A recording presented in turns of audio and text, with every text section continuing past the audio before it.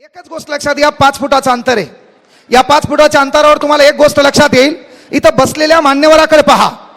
त्यांनी त्या त्या क्षेत्रामध्ये केलेल्या योगदानामुळे ती लोक इथं बसलीत. आणि एक गोष्ट लक्षात घ्या, कुठंतरी मागं आपली माय बसलेली आहे पहा. कुठंतरी एखाद्या खुर्चीवर आपला बाप बसलेला असेल, कुठंतरी आपली माय बसलेली आहे, कुठंतरी आपला बाप बसलेला आहे. इथं बसलेल्या तमाम भगिनींना, बहिणींना, भावांना एक विनंती आहे, हे 5 फुटाचं अंतर आहे. इथं ज्यांनी ज्या ज्या क्षेत्रामध्ये काम केलं, उत्तुंग हे संपादन केलं, त्या त्या लोकांचा इथं सत्कार झाला. पण एक गोष्ट आवर्जून लक्षात घ्या, आपली माय कुठतरी मागं बसलेली आहे, आपला बाप कुठतरी खाली खुर्चीवर बसलेला आहे. 5 फुटाचं अंतर आहे.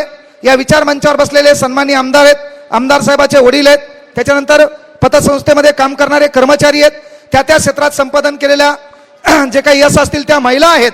पण आपली माय आणि आपला बाप खाली बसला, एक शपथ तरुण या नात्यानं घ्यायची.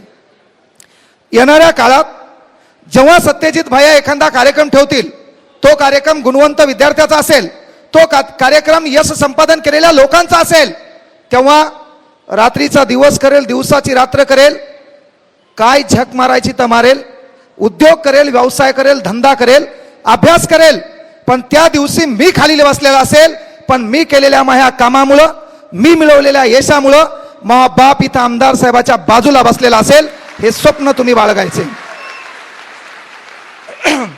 आणि एक गोष्ट आवर्जून लक्षात घ्या, लढा आपला आपल्या सोबत आहे. लोकांच्या डायलॉगनं आपल्यात परिवर्तन होणार नाही. आपण किती लोकांचे उदाहरणं घ्या, प्रत्येक जण पा यशस्वी झाल्यावर डायलॉग आणतो, मी गरीब होतो, मला 10वीला 46% होते, मी 12वीला असा होतो. Doesn't matter. कामयाबी में दुनिया तुम्हारे साथ होती है, जब नाकामयाब होतो तो पूरी दुनिया तुम्हारे खिलाफ होती है. इथं जिथं गुळ आहे तिथं माशा आहेत. म्हणून एकच गोष्ट काय करायचं करा, तुमच्याकडे काहीतरी लागल, जेणेकरून गावात, ग्रामीण भागामध्ये रस्त्यानं चालताना जेव्हा सरपंच चालतो, तेव्हा त्याला गावातले 10 लोक म्हणतात, सरपंच साहेब चहा घेऊ. आपल्या बापानं जिंदगीत कोणाचा रुपया घेतला नाही, आपल्या बापानं कोणाचा रुपया लुबाडला बी नाही, पण आपला बाप त्या रस्त्यानं चालतो तेव्हा आपल्या बापाला कोणी हातही दाखवत नाही आणि आपल्या बापाला कोणी विचारतही नाही. पण ज्या पोराचा बाप सध्या, ज्या बापाचं पोरग सध्या UPSC मध्ये लागले, त्या बापाचा तोरा पहा गावात काय. ज्याचं पोरग सध्या इस्रो मध्ये आहे, त्या बापाचा तोरा पहा गावात काय. म्हणून आपला बाप कोणाचा बाप व्हायचं ही ठरवायची ताकद आपल्या हातात आहे. आपल्या बापाला PSIचा बाप करायचंय, आपल्या बापाला कलेक्टरचा बाप करायचंय, किंवा आपल्या बापाला कोणता बाप करायचंय. त्यामुळे आपलं काम काय आहे की आपल्या बापाच्या अस्तित्वासाठी तरी आपल्याला लढायचंय. ग्रामीण भागामध्ये तुम्ही शिकत असताना पंचायत समितीला गेला असाल, पास सनद कास्ट बिस्ट काढायला, उत्पन्नाचं सर्टिफिकेट काढायला गेला असताल ना. मग त्या उत्पन्नाचं सर्टिफिकेट काढताना एक उदाहरण तुमच्या समोर आलं असेल. तुमच्या बापाचा पोशाख आहे पहा, नेहरू शर्ट आहे, धोतर असेल, पांढरी टोपी असेल गांधी, किंवा वगैरे वगैरे ग्रामीण भागातली एखादी सिल्परची चप्पल असेल, किंवा शेतात काम करणारा एखादा टायगर कंपनीचा बूट आपला बाप घालत असेल. त्या बापाला घेऊन जेव्हा आपण पंचायत समिती कार्यालयामध्ये गेलो आणि आपलं सर्व काम झालं होतं, तहसीलदाराची आपल्याला एक सही घ्यायची होती, आणि सही घेत असताना आपला बाप आपल्या सोबत होता. ते दिवस आठवा की तुम्ही कदाचित 10वीला असताल, कदाचित 12वीला असताल. तुम्ही काढायला गेले ते कास्ट सर्टिफिकेट, आणि कास्ट सर्टिफिकेट काढायला जाताना तुम्हाला शेवटची सही लागत होती तहसीलदाराची. तहसीलदाराची सही लागत असताना नेमकं तुम्ही त्या तहसीलदाराच्या कॅबिनमध्ये जाणार, तेव्हा पांढऱ्या शर्टावर, पांढऱ्या पॅन्टवर एक चपरासी तुमच्या बापाच्या छातीला हात लावतो आणि थांबवतो. तुमच्या बापाला थांबवण्याचं एकमेव कारण आहे तुमच्या बापाची गरिबी, तुमच्या बापाच्या अंगात असणारे कपडे. तुमच्या बापाला थांबवतो आणि सांगतो, तहसीलदार साहेब बिझी आहेत, तहसीलदार साहेब मीटिंग मध्ये आहे, तुम्हाला सध्या भेटता येणार नाही. तेव्हा कदाचित तुम्ही तुमच्या बापाच्या बाजूला उभे असाल. तेव्हा पांढरा शर्ट घालणारा एखादा पंचायत समिती सदस्य असेल, जिल्हा परिषद सदस्य असेल, एखाद्या स्थानिक गावाचा सरपंच असेल, तो त्याचा वाजणारा बूट, करकर बूट वाजतो, तो तुमच्या बापाच्या बाजून झपकन कॅबिनमध्ये जातो, तहसीलदाराच्या समोर बसतो, चर्चा होतात, गप्पा होतो, कोणीतरी चहा घेऊन येतंय, पाण्याचा ग्लास घेऊन येतंय, तो चहा पितो, गप्पा होतात, त्या निघून जातात. त्या गप्पा कोणत्या असतात, काय असतात याच्याशी घेणं नाहीये. पण ज्या पांढऱ्या शर्टावर, पांढऱ्या पॅन्टवर असणाऱ्या चपराशाने आपल्या बापाच्या छातीला हात लावला आणि सांगितलं, तू इथं थांब, तहसीलदार साहेब बिझी आहेत, त्यावेळेस तुमचं वय कदाचित 16 वर्ष, कदाचित 18 वर्ष, आणि आपल्या समोर शब्द लागतो तरुण. तरुण म्हणजे ज्याच्यावर ऋण आहे. ऋण म्हणजे कर्ज. कर्ज कोणाचं? शोषितांचं. कर्ज कोणाचं? पीडितांचं. कर्ज कोणाचं? गरजवंताचं. कर्ज कोणाचं? आपल्या स्वतःच्या मायबापाच्या डोळ्यात निश्चित पडलेलं स्वप्न पूर्ण करण्याचं. आणि ज्या चपराशानं आपल्या बापाच्या छातीला हात लावला आणि रोखलं, तेव्हा कदाचित तुमच्या मनात त्या पदाबद्दल राग आला पाहिजे. मी काय झक मारायची तर मारेल, दिवसाचा रात्र करेल, रात्रीचा दिवस करेल, एवढा अभ्यास करेल. जर संगमनेर मधून 3 पोरं UPSC मध्ये जात असताल तर MPSC टॉपर करेल, याच तालुक्यामध्ये तहसीलदार होईल आणि याच साल्याला मायबापासाठी 1 ग्लास भरून पाणी आणायला लावेल. हे स्वप्न तुम्हाला पाहता आलं पाहिजे. आणि हे स्वप्न पाहण्यासाठी पहिल्यांदा ती रग आपल्या अंगात लागते. ती रग आणण्यासाठी साधा सुद्धा जमत नाही. परिस्थितीबद्दल भांडवल करायचं नाही. परिस्थितीबद्दल तुम्ही किती डायलॉग मारा, आता तुम्ही गरीब आहेत, लोकांना जाऊन म्हणा मी गरीब आहे, असा आहे तसा, त्याच्या मागं गुणवंत शब्द लागला की मग गरिबी झाकळल्या जाते.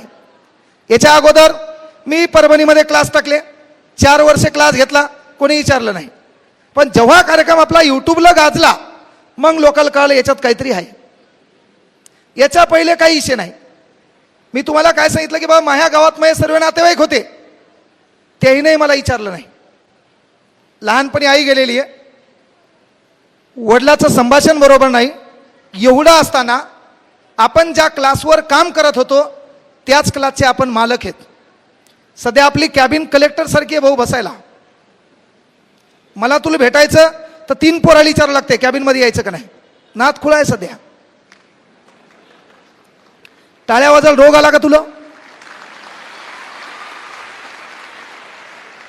प्रॉब्लेम काय आहे याच्या डोक्यात विचार आहे. मी एकट्यानं टाळ्या वाजविल्या तर मग बाकीच्या लोकांना वाटेल एकटंच कस काय वाजायले, हे का नाही. सर्वात मोठा प्रॉब्लेम ते सबसे बडा रोग, मेरे बारे में क्या कहेंगे लोग. मी काय सांगितलं की तुझ्या यशामध्ये पहिलं योगदान कोणाचे? तुझ्या बापाचे. बापाचं योगदान काय? इथं बसलेल्या तमाम पालकांना पण विनंती आहे, 7 दिवसातून एकदा आपलं पोरग हाताखालून काढायचं. आपलीच मालमत्ता आहे ना, एकदा हाताखालून काढायचं. म्हणजे जरी हे दलिंदर कोणाच्या नादी लागला असेल, याच्या स्टेटसला स्थानिक अलीकडे युवा कार्यकर्ते लय झाले. सत्यजित भाईल चांगला माहीत असेल. आणि युवा कार्यकर्ते मला विशेष खलास झाला. पेपर कॉटनचं शर्ट भेटायले पहा 350 रुपयाला. एक पॅन्ट आहे 450 रुपयाला. आणि लोफर नावाचा बूट आहे 450ला. 1280 रुपये टोटल. 500 रुपयाची नोट 7 वर्ष झाले न खर्चिलेली वरच्या खिशात. आणि त्याचा आदर्श कोण? तर ते आदर्श आमच्या पोराचा. मी पोरांना नेहमी म्हणतो की पोरं आदर्श मानताना जगात कुठल्यालाच आदर्श मानायची गरज नाही. तुम्हाला आदर्श मानायचंय, तुमच्या डीपीवर तुझ्या माईचा आणि बापाचा फोटो ठेव. जेव्हा जेव्हा तेव्हा संकट आले, जेव्हा जेव्हा तुला ताण आला, एकच काम करायचं. कुछ करना चाहते हो, कुछ पाना चाहते हो तो पहले दिल की सुनो. कुछ करना चाहते हो, कुछ पाना चाहते हो तो पहले अपने दिल की सुनो. अगर दिल से आवाज नहीं आई तो अपने माँ बाप का नाम लेना. हर मकसद अपनी होगी, हर सक्सेस अपना होगा. मेन प्रॉब्लेम आपला काय होतो माहितीये का? आपले आदर्श बदलतात. आणि म्हणून बापाचं आपल्या यशामागं, कारण बापानं 7 दिवसातून एकदा पोराला हाताखालून का काढायचं? एक डोंबारी असतो, डोंबारी. ते डोंबारी काय करतं माहितीये का? त्याच्याकडे असलेली ढोलकी वाजवते, टंग टंग टंग टंग ढोलकी वाजिते. ते पोरग काय करतं? येळूचा बांबू असं झपकन 5 सेकंदात चढते, तारावर जाते, तारावर उभं राहते, एका पायावर काय करते? गिरक्या घेते, खाली परात टाकते, परातीवर उभं राहते एका पायावर. बापाचं इकडं वाजवणं चालूच असते, टंग टंग टंग टंग बाप वाजिते.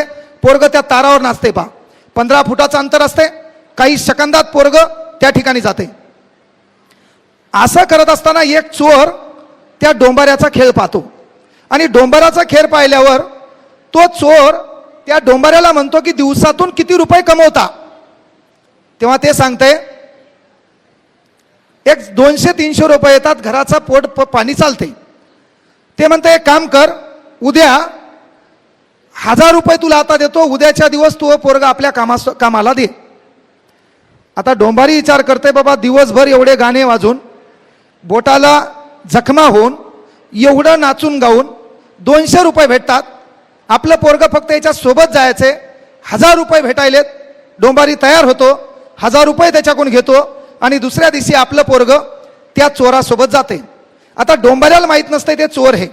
मग ते चोर काय करते, संगमनेर नगरीमध्ये ज्याचा लय मोठा बंगला आहे त्या बंगल्याचा शोध घेते. त्याला वाटते आपण याचा कार्यक्रम करावा आणि म्हणून त्या बंगल्याच्या बाजूला उभं राहते.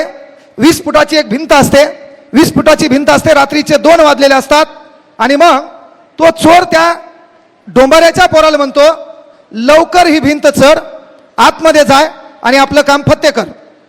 तेव्हा पोरग म्हणतंय मी जाऊ शकत नाही. पोरग म्हणतंय मी जाऊ शकत नाही.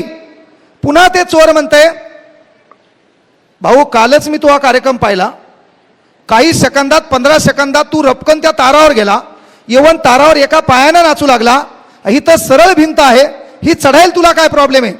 तेव्हा पुन्हा त्या डोंबाऱ्याचं पोरग म्हणतंय नाही बापा ही भिंत मी चढू शकत नाही.